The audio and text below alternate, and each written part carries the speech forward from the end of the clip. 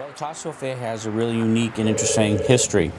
Obviously, this area here was colonized first when the settlers first came over. Our fair here started in 1818. So what happened was when the settlers came to this country, Topsfield and this fair here, it was such a unique opportunity because fairs were very popular in Europe. So this was actually the first fair in the United States that's run continuously. There was other fairs that ran at the time, but they've gone out of business or they stopped existing after a few years. So that's uniqueness to Topsfield. What happens is when you get into this section here where we're opening the door in 4 or 5 days, it's pretty complicated. All the vendors are coming in. As you walk around the grounds, you see all the different groups and organizations that come in. They're cleaning and scrubbing and doing all the things they have to do so they can get their booths open. We're placing the booths, even just positioning the booths so we can fit everybody in an organized fashion. That takes time. We try to make sure that it's all planning from the winter time.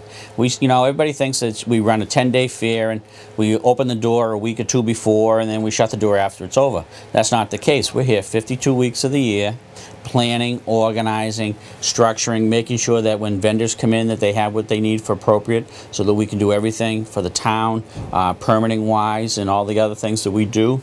So there's a lot of planning and organization that goes on with this, and actually what we're doing this week by setting up and running the fair is the climax of all that planning and organization structure that goes on. Well, we do have the ox pull and we have all the different exhibits that we've had traditionally. We have over 20,000 different, not people, but exhibits on display here. We've expanded our picnic area. We've added a new picnic area over in the Grange area. We have our new picnic area we started last year behind the office here. Well, this year we're putting in a cooking show. And we're having a cooking show, the entire fair in Coolidge Hall up on stage, a complete kitchen setup, and we're bringing in Chef Landry on Thursday and Friday. He's from the cooking station, cooking channel, so some people might remember, hear his name.